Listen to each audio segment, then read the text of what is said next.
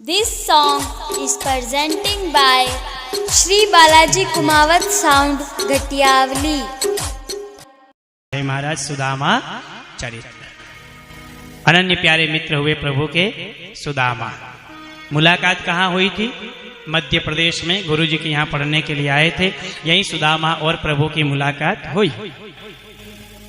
सब लोग कथा कहते हैं कि सुदामा ने चने खाए, सुदामा ने चने खाए भगवान के हिस्से के, इस कारण सुदामा के जीवन में गरीबी आई। ठीक है, एक लोकोक्त कथा है। मैंने कल ही आपसे निवेदन किया था कि जहां तक हम जाते हैं वहीं तक हमारी बुद्धि चलती है, उससे आगे नहीं चलती। तो एक निवेदन सबसे पहले आपसे कर देता हूं। किसी चीज को हम मूल तक नहीं पहचानेंगे तब तक कथा हमारे समझ में नहीं आती। अभी तक आप लोगों के दिमाग में एक ही बात है कि सुदामा ने कृष्ण के हिस्से के चावल खाए और इसके कारण सुदामा के जीवन में गरीबी आई। ठीक है, मैं भी मानता हूं कि सुदामा ने चने खाए। क्यों खाए? शायद भूखे मरते। सुदामा भूखे मरते चने खाया होगा भाई, और तो क्यों खाता है? कोई शौक से तो नहीं खाया होंगे ना महाराज। पहली बात तो यह है कि सुदामा ब्राह्मण है। सुदामा ब्राह्मण है और ब्राह्मण के लिए भूखे मरते कोई चीज खाना कहीं ना गले नहीं उतरता, कहीं ना गले नहीं उतरता। बुद्धि भी यहां साथ नहीं देती कि खाया है कि नहीं खाया। पूरी कथा को समझोगे तब समझ में आएगा कि चना क्या है। चने खाए, ये बात हम भी मानते हैं, पर चने आए कहां से? भाई चने आए कहां से? चने आने की कथा समझ में आ गई तो आगे की कथा समझ में आ जाएगी तुरंत। उस समय सांदीपनी ऋषि का संत समाज में नाम चलता था। जैसे आज मेवाड़ खालसा में चेतन दास जी का नाम चलता है, राजस्थान में छोटे मोटे सभी संत समाज में चेतन दास जी को आज एक सम्मान के पूर्वक दृष्टि से देखा जाता है और उनके हाथों से पूरे राजस्थान में कितने ही कार्य संपन्न हो रहे हैं। ऐसे ही उस समय सांदीपनी का नाम चलता था। छोटे मोटे संत सांदीपनी के आश्रम पर आए दिन रुका करते थे, विश्राम करते थे, वहीं से प्रसादी पाया करते थे। एक पावक नाम के महात्मा, पावक नाम के महात्मा थे जो चारों ओर आग लगा करके साधना करते थे। अग्नि की साधना करने के कारण उनका नाम पड़ गया था पावक मुनि।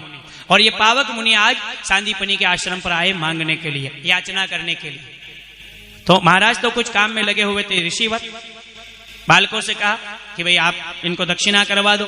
तो उस दिन संयोग से ऐसा बना कि शायद आश्रम में कोई व्यवस्था कारण भोजन नहीं बन पाया था, कोई और फलिहार की व्यवस्था नहीं थी, तो ये चने भुने हुए थे। तो गुरु माता ने सुदामा से दिए कि ले जाओ, गुरु जी को दक्षिणा करवा के आ जाओ। सुदामा गया दक्षिणा करवाने के लिए महात्मा को। तो महात्मा की उम्र भी 60-65 साल के लगभग थी। तो उन्होंने देखा कि भाई मैं 65 साल का बुढ़ा आदमी कैसे चने खा सकता हूं। और सांदीपनी तेरे आश्रम पर मैं यह याचना मन में लेकर के आया था कि शायद मुझे मेरे जीवन के लायक कोई वस्तु यहां पर प्राप्त हो जाएगी, पर तूने मुझे नहीं पहचाना। पावक नाम के महात्मा एकदम क्रोध में आ गए और श्राप दिया कि चने मुझे नहीं खाना है, और श्राप देता हूं जा, ये तेरे चने जो खाएगा वो कंगाल हो जाएगा। चने जो खाएगा वो कंगाल हो जाएगा। अब सुदामा के हाथ में चने थे। सुदामा जी ने देखा कि और तो कोई नहीं, पर पूरी पाठशाला में कन्हैया है कि ऐसा आदमी जो भूखा नहीं रह सकता। बाकी तो सब जैसे तैसे रह जाते, पर कन्हैया तो रोने लग जाता था। महाराज भूख लगती थी, घंटा 1.5 घंटा में इसे खाने के लिए चाहिए था। तो सुदामा ने देखा कि कारणवश अगर ये चने मैंने जाकर के कहीं रखे और अगर कन्हैया ने खा लिए, कन्हैया कभी जीवन में द्वारिका का राजा नहीं बन सकता है, फिर तो कंगाल बन जाएगा, भिखारी बन जाएगा। तो आज सुदामा वो सारे चावल, ये चने अपने दुपट्टे में बांध करके इतनी ऊपर छुपा देता है जहां कन्हैया का हाथ नहीं पहुंचे, और कन्हैया को पता भी नहीं कि चने कहां रखे। जिस दिन दोनों का लकड़ी लेने का नंबर आया, कृष्ण और सुदामा का, तो सुदामा ने मां से कहा, गुरु माता ये भूखा नहीं रह सकता है कन्हैया, अगर आप इसे मेरे साथ भेज रही हो तो इसके लिए खाने की व्यवस्था करो, कुछ नाश्ता पानी भेजो इसके लिए। तो गुरु माता टटोलती टटोलती गई तो वही चने गुरु माता के हाथ में लग गए। तो गुरु माता ने कहा, लो सुदामा ये ले जाओ चने और आधा आधा दोनों खाना। अब जैसे ही वो दुपट्टा हाथ में आया, दुपट्टा हाथ में आते ही सुदामा पहचान गया कि ये वो चने हैं, ये वो चने हैं श्रापित, पावक मुनि के श्राप वाले चने। सुदामा ने उस समय चने अपने पास रखे और कहा कि किसी भी कंडीशन में ये चने में कन्हैया तक नहीं जाने दूंगा। और गए आगे जो कथा हुई, बरसात होने लगी, दोनों वृक्ष के ऊपर जाकर के बैठे हैं, दोनों वृक्ष के ऊपर जाकर के बैठे हैं। ऊपर वाली डाल पर तो सुदामा और नीचे वाली डाल पर कन्हैया। अब सुदामा ने देखा मौका बढ़िया है तो चने खाने चालू किए। और चने जब खाने चालू किए तो देखिए चना चुप नहीं रहता है, चना चुप नहीं रहता है। एक तो ऑलरेडी कठोर है, दांत में कट कट की आवाज आने लग जाती है। तो कन्हैया ने कहा, अरे सुदामा क्या खा रहे हो? अरे भैया कुछ नहीं, यहां खाने का क्या है, ठंड लग रही है, दांत बोल रहे हैं कट कट। ठाकुर जी उसी समय पहचान गए कि सुदामा अपने आप को छुपाना चाहता है। एक एक करके सारे चने सुदामा खा गया। सुदामा ने कहा कि मैं कंगाल हो जाऊं तो चिंता नहीं, पर मेरे कृष्ण को मैं किसी हाल में कंगाल नहीं होने दूंगा। और यही बात जब ठाकुर जी ने जानी, कन्हैया ने जानी, उस समय भी दोनों जब वृक्ष से नीचे उतरे और पूरी कथा जब सुदामा ने कृष्ण को सुनाई कि उस दिन ऐसी मेरे साथ बीती थी, अब तो चाहे भूखा मर, चाहे तो दुपट्टे से अपना पेट बांध ले, पर मेरे मित्र मैं तुझे गरीब नहीं देख सकता हूं, मैं तुझे दुनिया का राजा बनाना चाहता हूं, सम्राट बनाना चाहता हूं, इसलिए वो सारे चने मैं खा गया। अब तो चाहे मुझे भला के चाहे बुरा के, पर मैं नहीं चाहता कि तू कभी कंगाल बने, तो दुनिया का छत्रपति सम्राट राजा बने, ऐसी मैं इच्छा रखता हूं।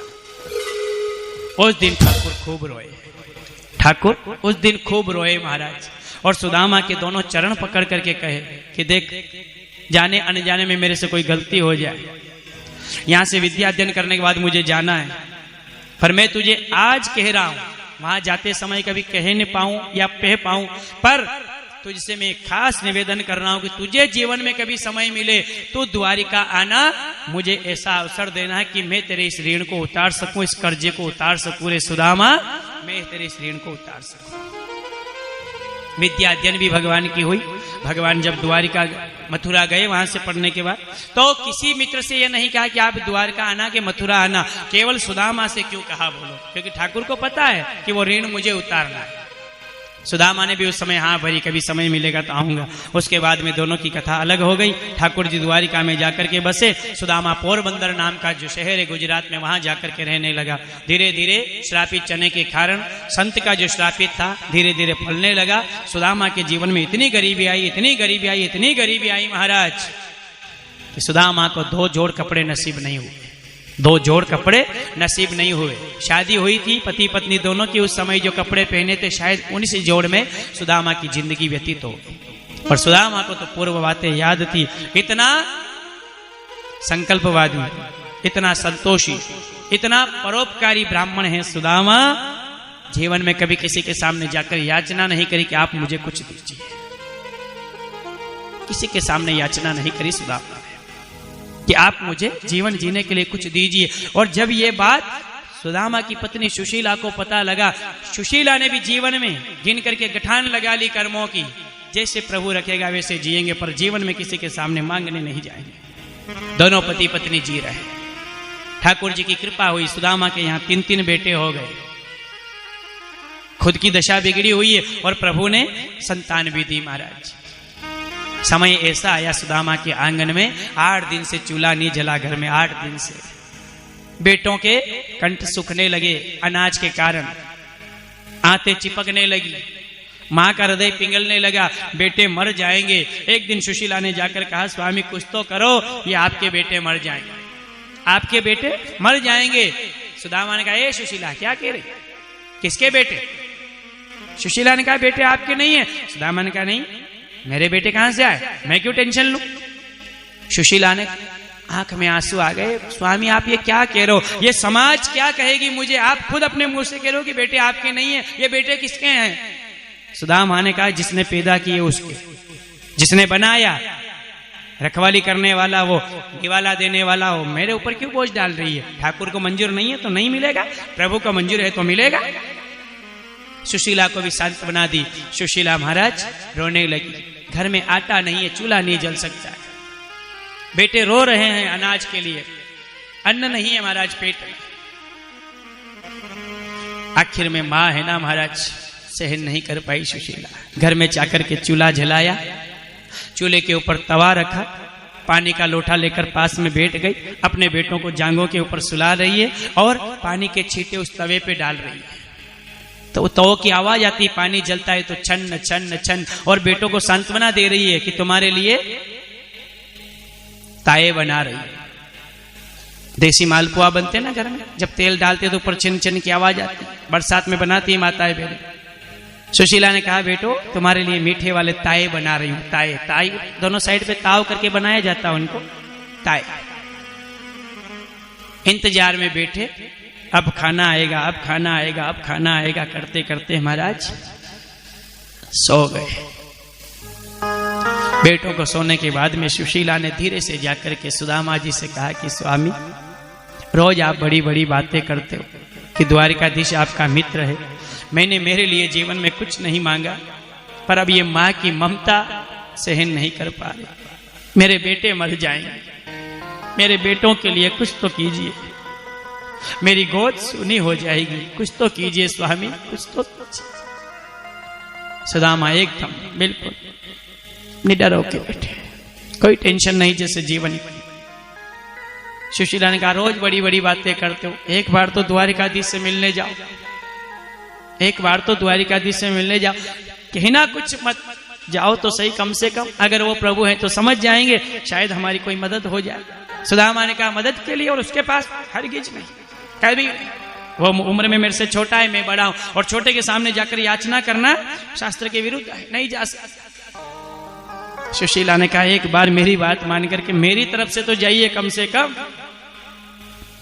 सुदामा उल्टा सुशीला को डांटने लगा, कैसे जाऊं प्रिय द्वारिका,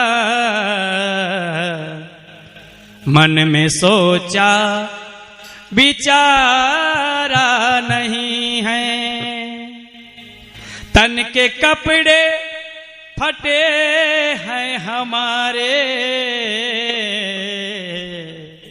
हाल अच्छा हमारा नहीं है, हाल अच्छा हमारा नहीं है। तूने कैसे कह दिया कि मैं द्वारिका जाऊं, मेरी कंडीशन नहीं है, स्थिति नहीं है द्वारिका जाने। कैसे जाऊं प्रिय द्वारिका, तूने सोचा विचारा नहीं है, तन के कपड़े फटे हैं हमारे, हाल अच्छा हमारा नहीं है। सुशीला ने दोनों हाथ जोड़ के निवेदन किया स्वामी कहनी मानो जी मानो स्वामी, मित्रता है प्रभु से तुम्हारी, मित्रता है प्रभु से तुम्हारी, देख लो तुम मुसीबती में हो इतनी, बंसी वाला पुकारा नहीं है, आपने बंसी वाला पुकारा नहीं है। आप इतनी मुसीबत में हो फिर अभी तक आपने प्रभु को क्यों नहीं पुकारा? ऊपर विराजमान हो जाइए ठाकुर जी, हाँ विराजमान हो जाइए। सुदामा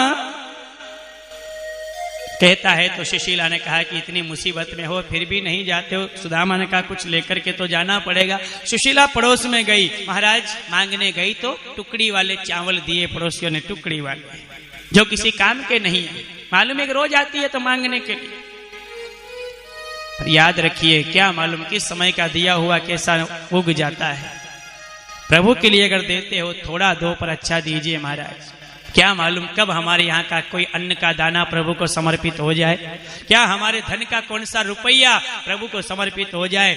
शुद्ध भाव से 3 मुट्ठी टुकड़ी वाले चावल सुशीला लेकर के आई, सुदामा के दुपट्टे में बांधे और कहा कि स्वामी जाओ, मैं आपके चरणों में धोख लगा के आपको विदाई देती हूँ, आपकी यात्रा मंगलमय हो, आप तुरंत द्वारकाधीश का दर्शन पाओ।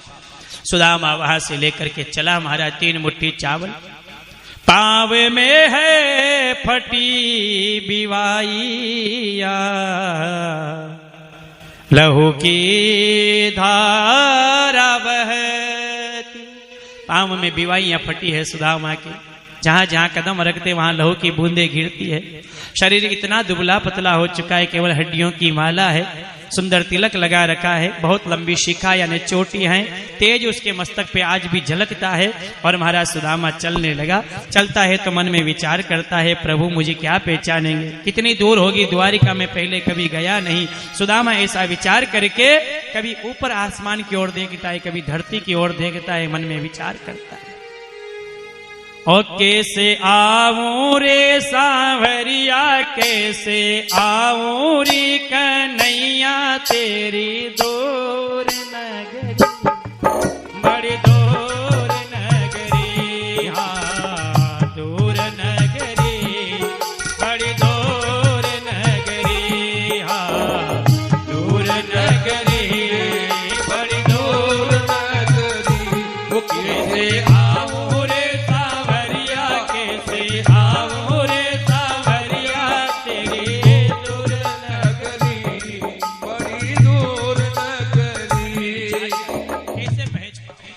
महाराज। कभी आता है, कभी नीचे लुढ़ खिड़ा के गिर जाता है, कभी पांव में कांटे चुभ जाते हैं, कभी बिवाइयों में इतना लहू निकलता है कि सुदामा से चलते नहीं बनता। जैसे तैसे सुदामा द्वारिका पहुंचे। द्वारिका में आकर के द्वारपालों से निवेदन किया, भैया क्या ये कृष्ण का महल है? द्वारपालों ने कहा कहां से आ गया पागल, नाम भी लेना ठीक से याद नहीं है। अरे भैया वो मेरे बचपन का मित्र है।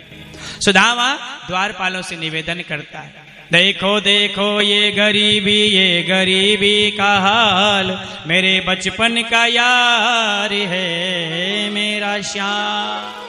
द्वारपालों से निवेदन किया कि वो मेरे बचपन का मित्र हैं, हम दोनों साथ में पढ़े थे, मैं ब्राह्मण हूँ। वो जाकर के उसे ब्राह्मण का नाम कहोगे तो मेरा कन्हैया पहचान लेगा, फिर भी नहीं पहचाने तो कहना कि बचपन का मित्र हैं, गुरुकुल में साथ में पढ़े थे, फिर भी ना पहचाने तो अब जाकर कहना सुदामा आया है। द्वारपाल आया, आकर के प्रभु से निवेदन किया, प्रभु सेवक का प्रणाम स्वीकार हो। अग्र बात है प्रभु, आपका कोई अनन्य प्यारा मित्र है, बचपन का मित्र बता रहा है, जाति से ब्राह्मण लगता है, बहुत लंबी चौड़ी शिखा है और सुंदर तिलक लगा हुआ है, मस्तक पर तेज उसका झलक रहा है। और प्रभु आपका मित्र है, बचपन का मित्र है, ब्राह्मण है। भगवान खड़े हो गए, प्रभु खड़े हो गए अपने सिंहासन से। अरे बताओ भैया और भी कोई उसका परिचय आगे? हाँ प्रभु आपका मित्र होने का दावा करता है और नाम सुदामा बताता है, नाम सुदामा बताता है। अरे द्वारपालो कन्हैया से कह दो, अरे द्वारपालो कन्हैया से कह दो, मिलने सका बद नसीब आ गया है, मिलने सका बद नसीब आ गया है। अरे द्वारपालो कन्हैया से कह दो, अरे द्वारपालो कन्हैया से कह दो, मिलने सदामा गरीब आ गया है, मिलने सुदामा गरीब आ गया। सुनते ही दौड़े चले आए मोहन, सुनते ही दौड़े चले आए मोहन, लगाया गले से सुदामा को मोहन हो, लगाया गले से सुदामा को मोहन। हुआ रुक्मणी को बहुत ही अचंभा, हुआ रुक्मणी को बहुत ही अचंभा, मेहमान के साथ अजीब आ गया है, मेहमान के साथ अजीब आ गया है।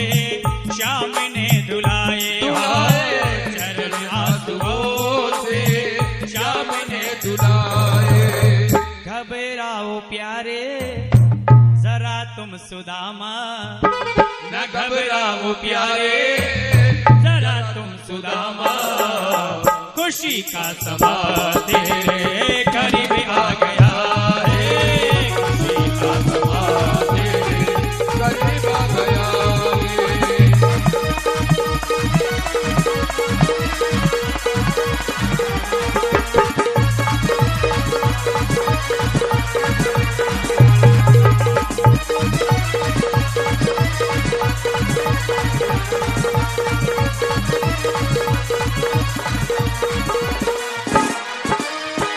गरीब सुदामा गरीब आ। प्रभु ने स्वागत किया। कहते हैं महाराज रुक्मणी राधा को आने में देर हो गई। प्रभु ने इतने आंसू बहाए, प्रभु ने इतने आंसू बहाए, कहते हैं कि आंसुओं से ही सुदामा के प्रभु ने चरण धो दिए, चरण पखार दिए। हरि मित्र को देखा तो भगवन रो दिए, आंसुओं की धार से पग धो दिए, आंसुओं की धार से पग धो। प्रभु ने चरण पखारे सुदामा के, फटे पुराने कपड़े उतारे, नए कपड़े पहनाए और कहा सुदामा बहुत दिनों में आए रे। सुदामा ने कहा बाकी बातें सब बाद में करेंगे, पहले इन औरतों को बाहर निकाल, मुझे शर्म आ रही है। कन्हैया ने कहा एक भी बाहर की नहीं है, सब अपने घर की है। क्या तेरी शादी हो गई? कन्हैया ने कहा शादी नहीं, शादियां बोल यार, शादियां। सुदामा ने कहा कितनी लाड़ियां तेरे घर में? कन्हैया ने कहा ज्यादा नहीं है, 16,108। ये घर में जितनी नजर आ रही सब अपनी जी 1 लाख की। सुदामा ने कहा इतनी शादियां? कन्हैया ने बात पलटी तुरंत, क्यों रे तेरी हुई कि नहीं हुई? सुदामा ने कहा भैया हुई है, एक बार हुई है, सुशीला नाम है भाभी का तेरे। अच्छा बच्चे भी होंगे? हाँ। घर में कैसे आनंद है? सुदामा ने कहा सब बड़ी कृपा है, आनंद है, किसी बात की कमी नहीं है। ठाकुर समझ रहे हैं कि तेरी परिस्थिति क्या है, पर आज भी सुदामा बड़े भाव से भगवान को कभी ये कमी महसूस नहीं होने दी कि सुदामा की जीवन परिस्थिति क्या रही। चरण पखारे, उसके बाद में जो चावल लेकर के आए, सुदामा छुपा रहे थे कांख में। ठाकुर समझ गए कि इसकी स्थिति यहाँ पर है, मेरी भाभी ने कुछ भेजा होगा। ये कहते ही सुदामा दबाने लगा कांख को। इतने में परमात्मा ने नजर आया, सुदामा का दुपट्टा, एकदम दुपट्टा खींचा महाराज, और खींचते ही चावल फर्श पे बिखर गए, चावल फर्श पे बिखर गए महाराज। सुदामा बैठ गए घुटनों के बल, और उसी समय प्रभु उन सारे चावल को इकट्ठा करके एक मुट्ठी भरी कच्चे चावल खा गए, दूसरी मुट्ठी भरी कच्चे चावल खा गए, तीसरी मुट्ठी भरकर खाने लगे। इतने में तो रुक्मणी जी ने हाथ पकड़ लिया, अरे प्रभु ये क्या कर रहे हो? क्या मुझे कंगाल कर दोगे क्या? हमें भी दासी बना दोगे क्या? हमारे लिए भी तो कुछ रखिए, कुछ रखिए भगवान। तीसरी मुट्ठी खाते खाते रुक्मणी जी ने हाथ पकड़ लिया। बोल द्वारिकाधीश की 2 मुट्ठी चावल में प्रभु ने 2 लोक का राज मानो सुदामा के लिए समर्पित कर दिया महाराज। 2 लोक का राज्य सुदामा के समर्पित कर दिया।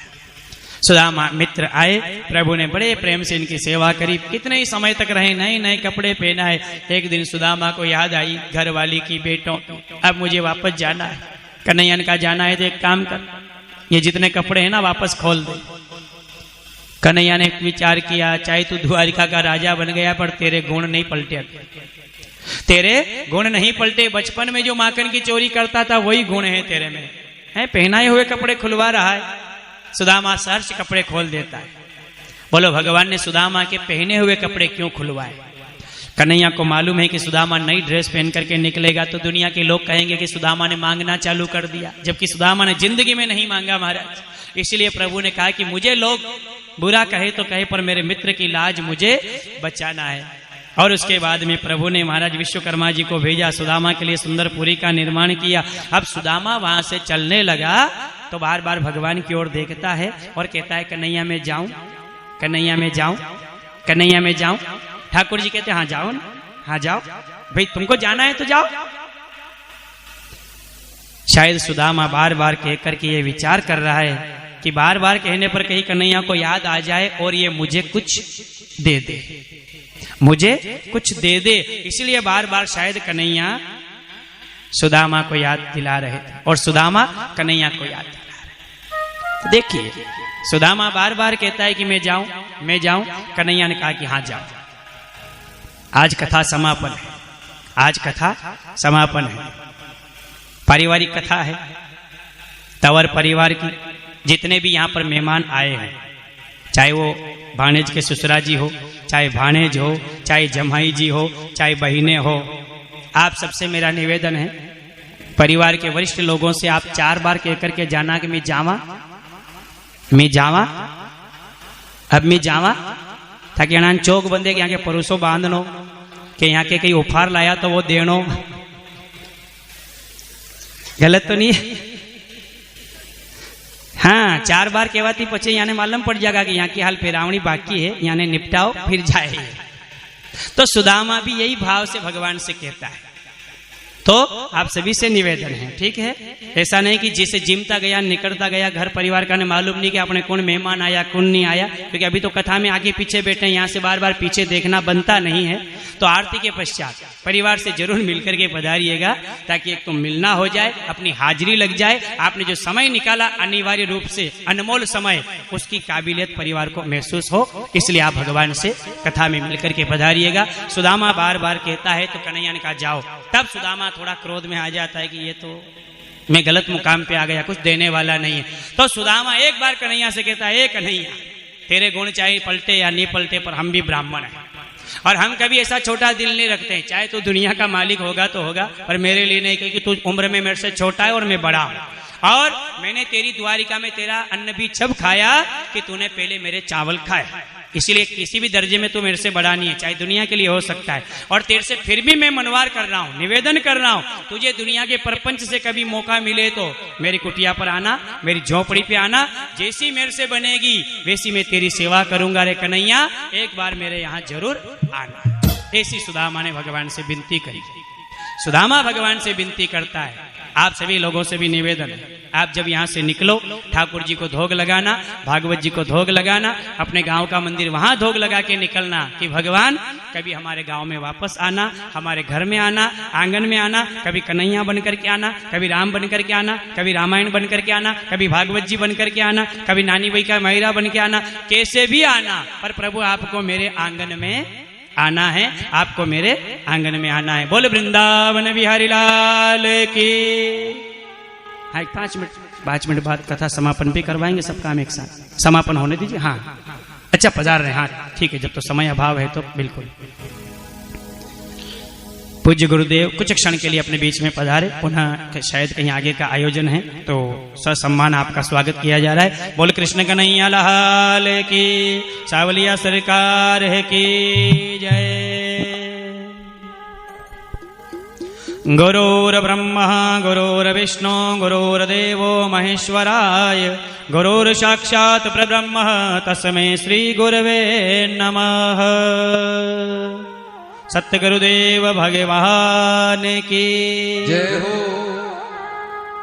अजी मन कर मनवार ओ पिलायो जी, गुरा सामाने प्रेम प्यालो पायो जी, दयालु माने प्रेम प्यालो पायो जी।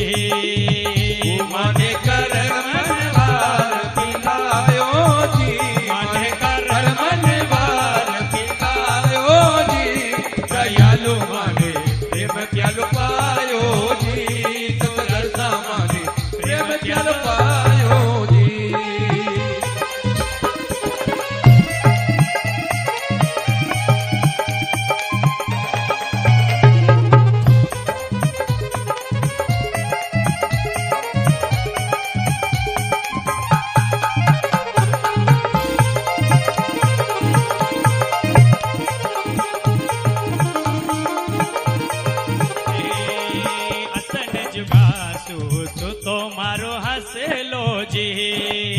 असन जुगासू सु तुम्हारो हंसलो जी, असन जुगासू सु तुम्हारो हंसलो जी, दयालु मारा सु तुम्हारो हंसलो जी।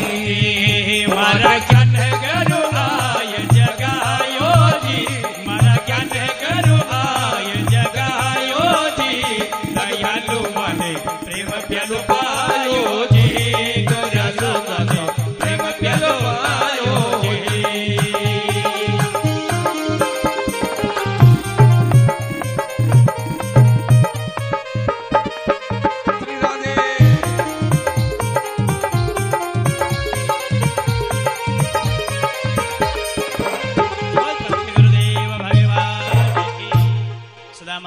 से प्रेम से मित्रता करके मनवार करके अब देखिए सुदामा अपने नगर की ओर चला। तो सुदामा ने मनवार करी। आप सभी से भी निवेदन है, आप भी भगवान से मनवार करना। परमात्मा आप सभी के बीच में पुनः आए, ऐसा भाव बना करके प्रभु के चरणों में बंधन कीजिएगा। कृष्ण कन्हैया लाल की। अच्छा, कौन कौन कन्हैया को बुलाना चाहता है अपने घर? ईमानदारी से। बहुत बढ़िया भाई, आप सभी लोगों ने हाथ ऊंचो करियो तो मने चिंता को अपनी दुकानदारी चालती रहेगा। मतलब हाथ ऊंचा करवाओ मतलब यू है कि भाई फिर आगे भी आपने आप सभी लोग प्रसन्न हो, संतुष्ट हो, इसलिए आपने थोड़ा जीव में छाता वेगी भाई आप ही खोटी व्या तो फिर कभी चित्तौड़ी में अन्न जल का योग बनेगा। आपकी हिम्मत नहीं कि मेरी हिम्मत नहीं मैं आपके बीच में आऊं, कि आपकी हिम्मत नहीं कि अपन बुला सके। परमात्मा के घर का अन्न और जल का योग अगर इस गांव का लिखा है तो फिर कभी दोबारा आपके बीच में भगवान ने मौका मिला है तो आएंगे। आइए, सुदामा मनवार करता भगवान से, अपन लोग भी मनवार करेंगे। 2 मिनट सभी प्रेम से भगवान के लिए गाइएगा। सावलिया सरकार की जय हो। हरि मोहन आवो तो सरी, मर गिरधर आवो तो सरी, माधव रे मंदिर में मीरा भाई एकली कड़ी।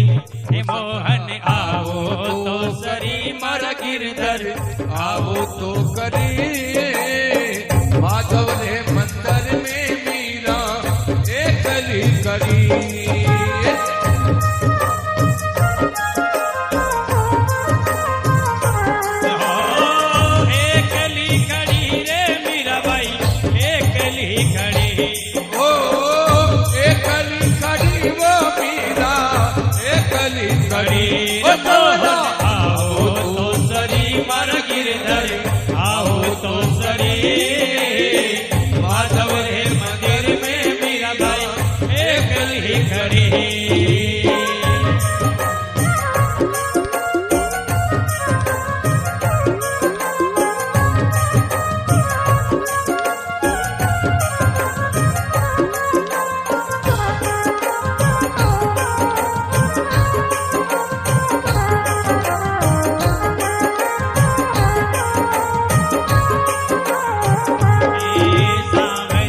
प्यारा बहेगा पधारो जी।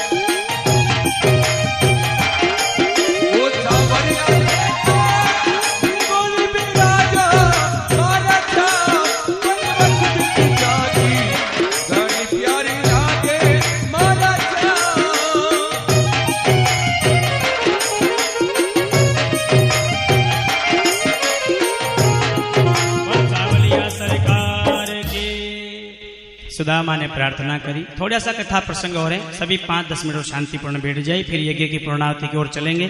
थोड़ी सी कथा और संक्षेप में आपको श्रवण करा देता हूँ। सुदामा ने मित्रता भगवान की निभाई और सुदामा जब घर आए भगवान का वैभव देखा और सुदामा ने अनेक प्रकार के सुख वैभव प्राप्त किए।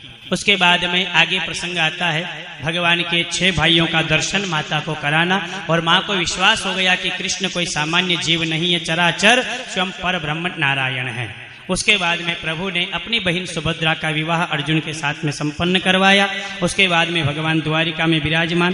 द्वारिका के लोगों ने जब भगवान के नाम पर गलत व्यवहार चालू किया, इनको लगा कि हमारे परिवार में भगवान का प्राकट्य हुआ है, तो इन्होंने संतों के साथ में भी छल कपट चालू कर दिया। भगवान ने एक बार द्वारिका में सत्संग रखा और इन्हीं यदुवंशियों ने जामवंती के बेटे सांब को स्त्री बनाया, उसके पेट पर कपड़े लपेट दिए नकली ढोंग करके, और संतों के बीच में जाकर घूंघट डाल के खड़ा कर दिया और कहा कि बताओ तुम संत हो तो इसके गर्भ से बेटा होगा कि बेटी? संतों ने योग माया से जान करा, उदंडी हो तुम, बहुत घमंडी हो चुके हो, तुम बड़े अभिमानी हो चुके हो, ये तो जामवंती का बेटा है सांब, पर तुम इसे स्त्री बना करके लाए। जाओ हम यदुवंश को श्राप देते हैं, इसके गर्भ से न बेटा होगा न बेटी, एक ऐसा मूसल पैदा होगा जो सारे यदुवंशों का विनाश का कारण बनेगा। श्राप लग गया यदुवंशियों को, ऋषियों का। समय आने पर सांब के गर्भ से मूसल निकला।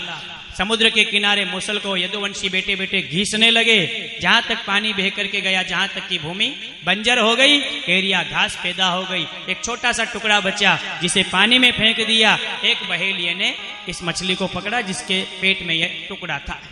यही बाण के ऊपर इस टुकड़े को लगाता है बहेलिया, और यही बहेलिया कोई और नहीं, त्रेता युग वाला बाली था जो भगवान ने इसे बाण मारा था बिना अपराध के।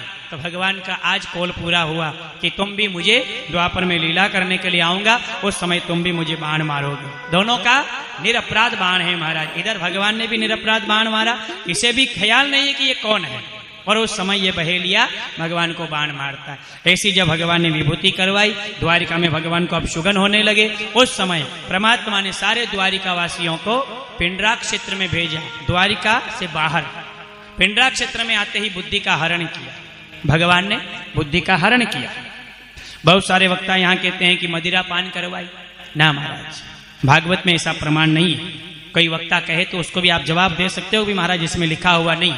भगवान के द्वारा यदुवंशियों की बुद्धि का हरण हुआ, आपस में इन्हें क्रोध आने लगा, आपस में लड़ने झगड़ने लगे, और 56 करोड़ यादवों का भगवान ने विनाश करवाया। उसके बाद में भगवान ने देखा मुझे धराधाम छोड़ करके जाना है, वंश परिवार ही समाप्त हो चुका है, तो प्रभु ने उसी समय द्वारिका को जलमग्न किया। 1/3 द्वारिका जलमग्न हो गई, एक भाग बचा है मात्र, जिसे आज भेड़ द्वारिका के नाम से जाना जाता है। जहां जाने के लिए स्पेशल बोट में बैठ करके लगभग 5 किलोमीटर पानी में चलना पड़ता है, तब भेड़ द्वारिका पहुंचा जाता है। वो भगवान का गर्भगृह है। वहीं से 32 किलोमीटर दूर राजधानी द्वारिका बोलते हैं, जहां भगवान की न्यायपालिका चलती थी। उससे पहले भगवान ने सोमनाथ और हरसिद्धि माता के बीच में मूल द्वारिका बसाई, जो भगवान का सबसे पहला धाम है। 3 द्वारिका आज भी विख्यात है, मूल द्वारिका, राजधानी द्वारिका और भेड़ द्वारिका। और तीनों ही द्वारिका में राजा रणछोड़ नाम की छाप लगती है, भगवान के चरणों की छाप लगती है। पहले तो गरम करके लगाते थे, अब चंदन की लगती है क्योंकि समय पलट चुका है। वो छाप लगने के बाद में पीपाजी महाराज की छाप लगती है। पीपा भगत की छाप लगत है, पाप मिटे करोड़, द्वारिका में राज करे रणछोड़। एक बार द्वारिका जाने पर जो छाप लग जाती थी, उसके करोड़ों करोड़ों पाप भगवान नष्ट कर देते हैं। ऐसी द्वारिका की महिमा थी। अब भगवान धराधाम छोड़कर जाने का विचार करने लगे।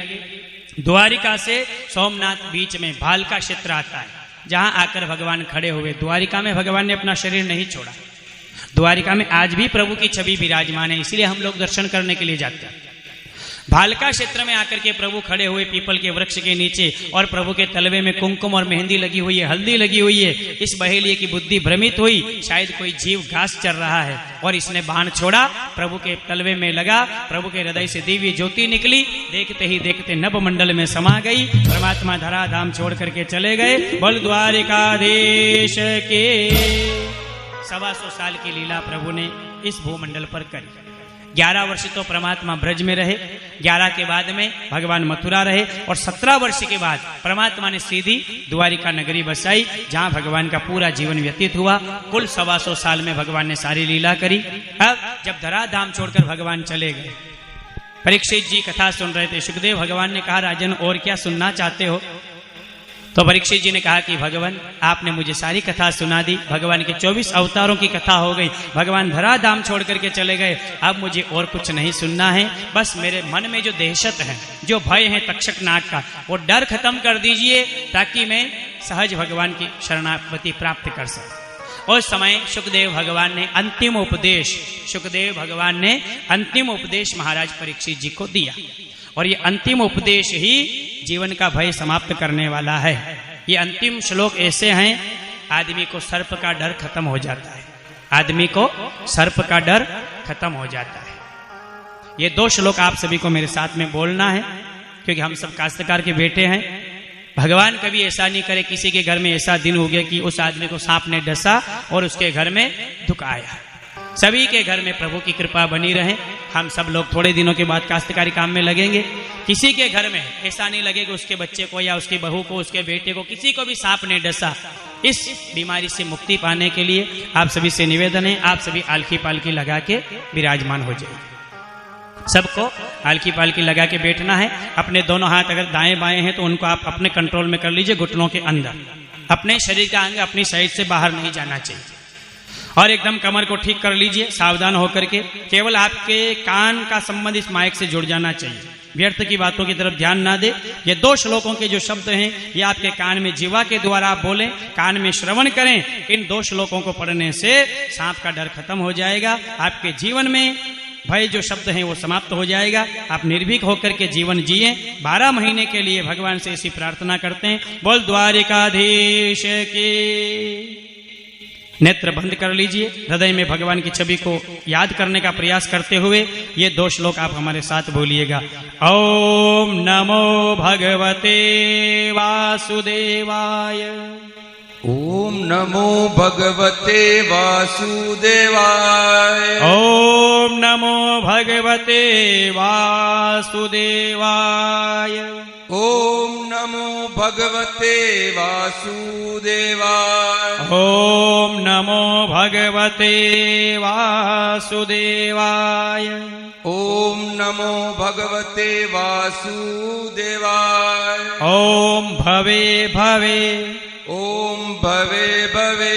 यथा भक्तिः यथा भक्तिः पादयो स्तव पादयो स्तव न जायते न जायते तथा कुरुष्व तथा कुरुष्व देवेश नाथ देवेश नाथ सत्वं नो यतः सत्वं नो यतः यतः प्रभो यतः प्रभो नाम संकीर्तनम् नाम संकीर्तनम् यश्च सर्व पापः यस्य सर्व पापः पापः प्रणाशनम् पापः प्रणाशनम् प्रणामो दुःखः प्रणामो दुःखः दुःखः शमनस्तम् दुःखः शमनस्तम् नमामि हरि नमामि हरि हरिः परमम् हरिः परमम् हरिः शरणम् हरिः शरणम् एक हरिः शरणम् एक हरिः शरणम्। ओम नमो भगवते वासुदेवाय। ओम नमो भगवते वासुदेवाय। ओम नमो भगवते वासुदेवाय। ओम नमो भगवते वासुदेवाय। ओम नमो भगवते वासुदेवाय। ओम नमो भगवते वासुदेवाय। आंख बंद रखें, अपने दोनों हाथ अपने पूरे शरीर के ऊपर 3 बार घुमा लीजिए, जैसे आप आरती लेकर के घुमाते हो ऐसे पूरे शरीर के ऊपर 3 बार अपने हाथ घुमाएं। उसके बाद में अपने हाथों के सामने अपने हाथ खोलें, उसके बाद में आंखें खोलें, अपनी हथेलियों में प्रभु का दर्शन करें, भगवान की छवि देखने का प्रयास करें। हाथ जोड़ करके वहीं से कमर से झुक करके प्रभु के चरणों में अपना अभिमान रूपी मस्तक झुका करके प्रभु से आशीर्वाद प्राप्त करें कि परमात्मा के आशीर्वाद हमारे मस्तक पर बना रहे, हमारे जीवन के सारे दुख संकट भय प्रभु समाप्त करें। बोल द्वारिकाधीश की जय हो।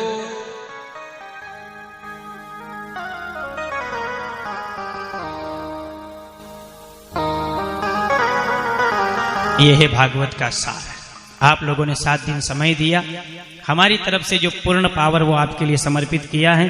भगवान से प्रेरणा प्रार्थना करें, किसी के घर में दुख के दिन ना उगे, सबके घर में 12 महीने प्रसन्नता से बीते और आप सभी पुनः आने वाले समय में ऐसे ही खुश दिल होकर के, खुश हृदय से सभी पुनः अगली बार मिलें, सब हृदय से मिलें, किसी की हानि ना हो। सब जैसे आज आप मिले हैं, 12 महीने सकुशल सबके निकले और पुनः चाहे कोई भी वक्ता आए, कहीं से भी पंडित जी आए, कैसे भी, और निवेदन है कि 12 महीने में गांव में एक हाथ छोटा कार्यक्रम, बड़ा कार्यक्रम कैसा भी आयोजन करवाते रहिए, ताकि ऐसे प्रभु से आपका मन टूटे नहीं, आपकी लगन लगी रहे, आप सदैव प्रभु के इस दरबार में ऐसे सुख को प्राप्त करते रहें। बोल द्वारिकाधीश की जय हो। अंतिम उपदेश दिया, महाराज परीक्षित जी निर्भीक हो गए।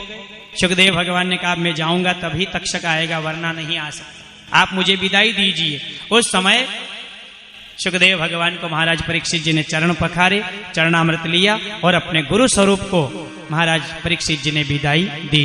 बोल सत्य गुरुदेव भगवान की जय।